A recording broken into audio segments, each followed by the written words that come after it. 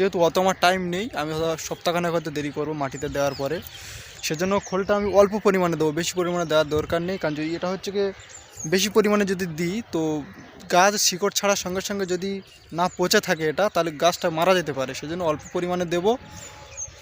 আর তারপর দেবো হচ্ছে ঘুঁটের গুঁড়ো। এই যে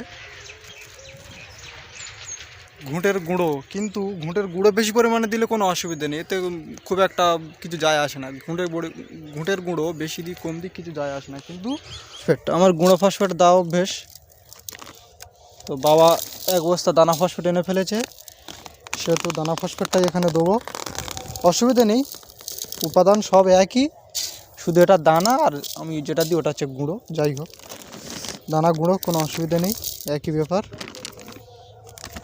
খোলটা কীরকম হয়েছে? হাই ফ্রেন্ডস, আমি গৌরাঙ্গ এবং আমি চাষবাস সম্বন্ধীয় ভিডিও করে থাকি।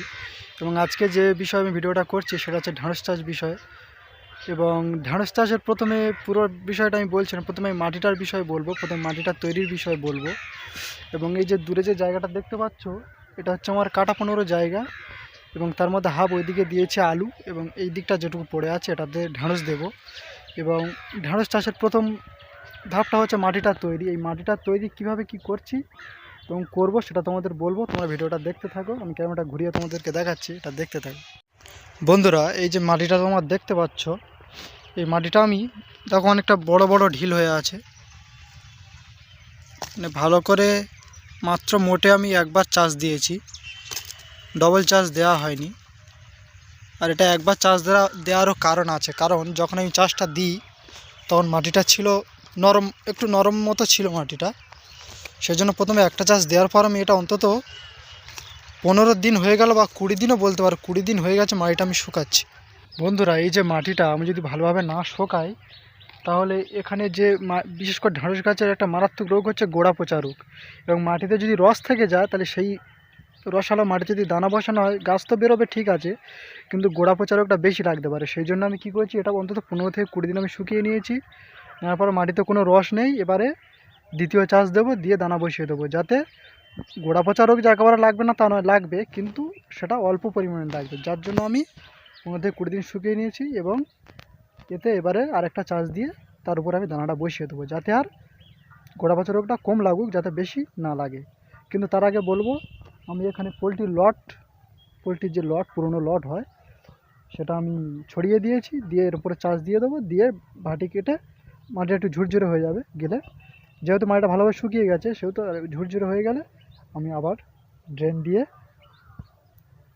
দানা বসিয়ে দেবো, দিলে হয়ে যাবে।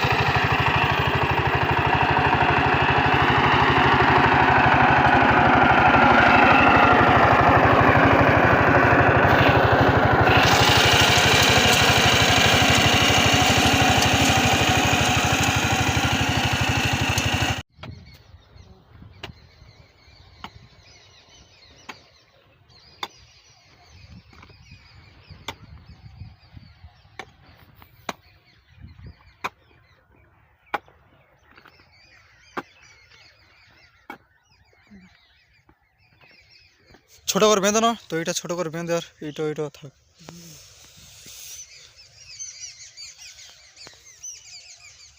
এটা এইটা মাথায় বাঁধো না, এইটা মাথায় বেঁধে না, নিলতে হয়ে যায়।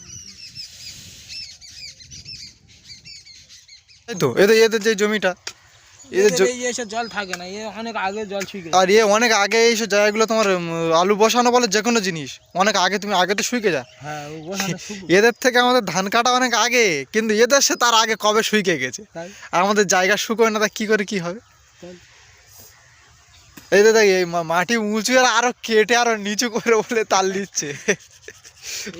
ভালো জায়গা, ভালো জায়গা কি অবস্থা করে দেয়, মাটিটা নিচু করে। বেশি খালা করতে হবে না, হালকা করে কেটে সাইড ফেলে দাও। ওইটা খালা, ওটা মারিনি, ওটা চাঁচা কলে মারো। হ্যাঁ, ওইটা একটু নিচু আছে জায়গাটা একটু। অনেক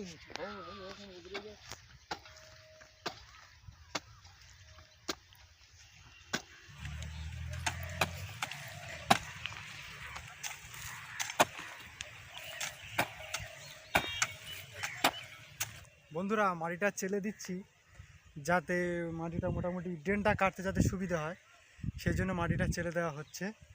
এবার কি এরপরে কি সার টার দিয়ে মাটিটা তৈরি করো সেটা তোমাদের পরে দেখাচ্ছি, দেখতে থাকো বন্ধুরা। বন্ধুরা, আজ সকাল সকাল মাঠে চলে এলাম, কারণ আজকে অনেকটা জায়গা আছে, সার ছড়াতে হবে। এই যে সারের বস্তা সব কিছু রেখেছে, কী কী সার ছড়াবো তোমাদের দেখাবো। এবং তার আগে আমি বেড তৈরি করে ফেলেছি, বা ড্রেন বলে যাই বলো, তোমরা দেখতে থাকো কীরকম কী তৈরি করেছি দেখো। বন্ধুরা, এই যে বেড তৈরি করেছি, বেড বলো বা ভাটি বলো বা ড্রেন বলো যাই বলো, ঢাঁড়ের গাছে এটা কীরকম কী তৈরি করেছি তোমাদের দেখাই। এখানে 1 হাত অন্তর এই ধরো একটা ড্রেন, এই ধারে এখান থেকে এই পর্যন্ত এটা হচ্ছে গিয়ে তোমার 1 হাত, তারপরটাও সেই তাই 1 হাত করে অন্তর অন্তর একটা করে ড্রেন কাটা হয়েছে। এবং অন্যান্য দিকে অনেকে কাছাকাছি করে, কিন্তু আমি এদিকটা আমাদের এদিকে বিশেষ করে আমরা একটু 1 হাত অন্তর অন্তর ড্রেনটা রাখি। তো কী কী সার দেবো তোমাদের দেখাচ্ছি দেখো। এবং তার আগে বলে রাখি, এই দিকটা মাটিটা শুকনো আছে, কিন্তু এই দিকের মাটিটা এই ড্রেন এই এই এই ধারের এগুলো এখন শুকনো নেই, মাটি ভিজে আছে। ভালো করে দেখলে বুঝতে পারবে, মাটি এখন এইদিকে ভিজে আছে, একটু রসালো আছে, তখন এই দিকটা ভালোভাবে পাওয়া যাচ্ছে, রসালো আছে, যার জন্য এই দিকটা সার দিয়ে রেখে দেবো। কিন্তু এখানে এখন দানা বসাবো না, কিন্তু 2-4 দিন পরে এই দুটো বেড একটু ভিজে মতো আছে, একটু রসালো আছে। এই দুটো বেড, মোট 4টে বেড কাটা হয়েছে। তো দুটো বেড এদিকে এখন থাকবে, দানাটা সারটা ছড়িয়ে দেবো, দানা এখন বসাবো না। আর এই দিকের বেডগুলো সার ছড়াবো এবং কিছুদিনের মধ্যে দানা বসিয়ে দেবো। কী কী আছে তোমাদের দেখাচ্ছি বন্ধুরা। এটা হচ্ছে সর্ষের খোল, পান মার্কা, তোমরা দেখতে পাচ্ছ, এই যে লেখা আছে এখানে, এটা সর্ষের খোল। এই সর্ষের খোলটাই ভালো হয়, বেশিরভাগ চাষিরা ব্যবহার করে, সেই জন্য সর্ষের খোলটা নিয়েছি 1 বস্তা। আর তার সাথে আছে ঘুঁটের গুঁড়ো, এখানে 1 বস্তা রেখেছি, আরও আছে, সেটা পরে আনছি। এটা হচ্ছে ঘুঁটের গুঁড়ো, এই যে ঘুঁটের গুঁড়ো। আর আছে তোমার এনপিকে 16-16, আমি 16-16 ব্যবহার করি। এই যে এনপিকে 16-16। আর হচ্ছে দানা ফসফেট, আমার গুঁড়ো ফসফেট দাও অভ্যেস, তো বাবা 1 বস্তা দানা ফসফেট এনে ফেলেছে, সেহেতু দানা ফসফেটটাই এখানে দেবো। অসুবিধা নেই, উপাদান সব একই, শুধু এটা দানা, আর আমি যেটা দিই ওটা হচ্ছে গুঁড়ো। যাই হোক, দানা গুঁড়ো কোনো অসুবিধা নেই, একই ব্যাপার। খোলটা কিরম হয়েছে, এই খোড়ার ভেতরে এটা ঢেলে মিক্সড করো, এটা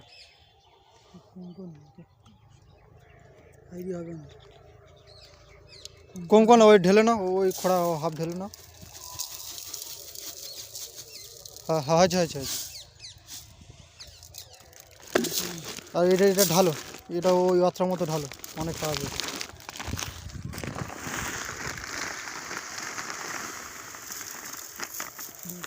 আচ্ছা, ওটা পাইল করে নাও।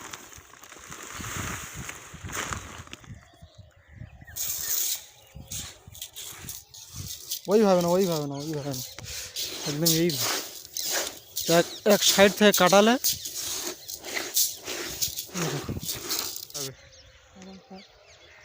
হ্যাঁ, আর একটু চাপ দাও, হ্যাঁ, সুবিধা হবে না।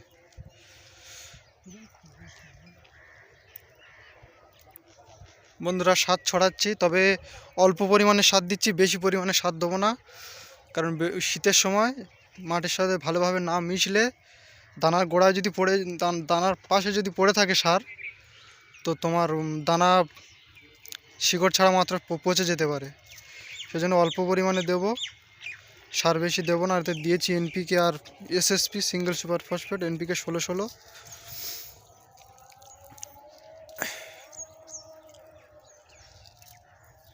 আর একটু বেশি করে দাও, মাটির সঙ্গে মিশে যাবে, কোপালে মাটির সঙ্গে মিশে যাবে, কোনো অসুবিধা হবে না। থাক, ও যা আছে ওইটা ওপারে দাও এবার।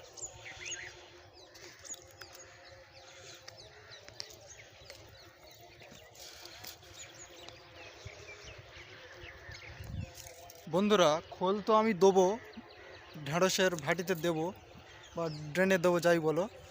কিন্তু খোলটা দেবো অল্প পরিমাণে, কারণ খোল এমনি পচতে দেরি হয় প্রচুর পরিমাণে, পচতে অনেক সময় লাগে, 10 থেকে 15 দিন লাগে মাটির সঙ্গে ভালোভাবে মিশতে বা পচতে। কিন্তু যেহেতু অত আমার টাইম নেই, আমি সপ্তাহখানেক হয়তো দেরি করবো মাটিতে দেওয়ার পরে, সেজন্য খোলটা আমি অল্প পরিমাণে দেবো, বেশি পরিমাণে দেওয়ার দরকার নেই। কারণ যদি এটা হচ্ছে কি বেশি পরিমাণে যদি দিই তো গাছ শিকড় ছাড়ার সঙ্গে সঙ্গে যদি না পচে থাকে এটা, তাহলে গাছটা মারা যেতে পারে, সেজন্য অল্প পরিমাণে দেবো। আর তারপর দেবো হচ্ছে ঘুঁটের গুঁড়ো। এই যে ঘুঁটের গুঁড়ো, কিন্তু ঘুঁটের গুঁড়ো বেশি পরিমাণে দিলে কোনো অসুবিধা নেই, এতে খুব একটা কিছু যায় আসে না।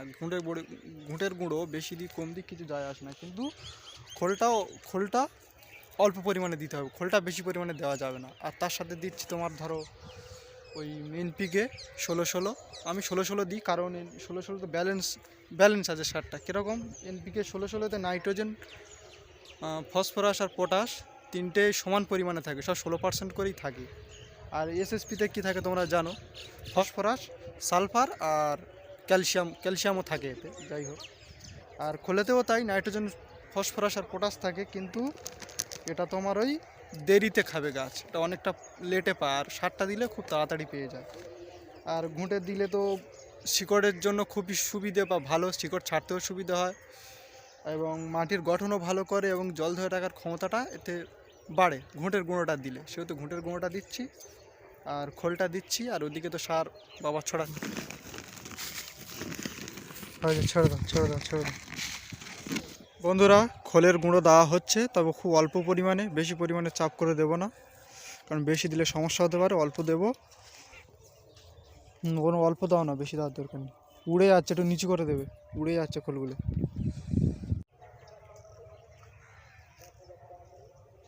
খোলের গুঁড়ো বেশি পরিমাণে দেবে না, অল্প পরিমাণে দেবে, কারণ দানা বসানোর পরে ছোট গাছ যখন বেরোবে, গোড়ায় যদি বেশি পরিমাণে খোল থাকে, কাঁচা খোল, তো তাড়াতাড়ি পচে যেতে পারে, মানে চারা পচে যেতে পারে। সেজন্য বেশি দেবে না, অল্প পরিমাণে দেবে, দিলে খুব একটা অসুবিধা হবে না।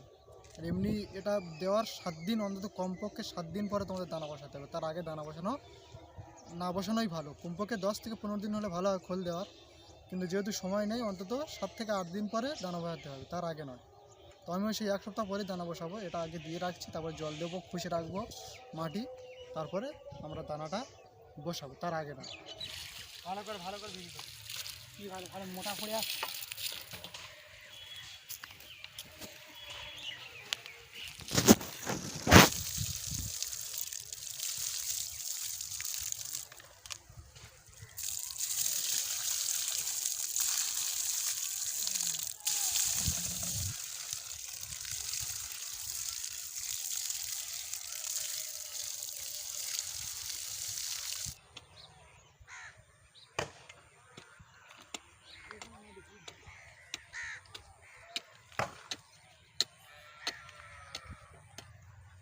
একটু ছোট ছোট করে কোপ দেবে, ছোট ছোট করে কোপ দিলে, বেশি বড় কোপ দেওয়ার দরকার নেই। বন্ধুরা, ভিডিও যদি ভালো লেগে থাকে, লাইক, কমেন্ট অ্যান্ড সাবস্ক্রাইব।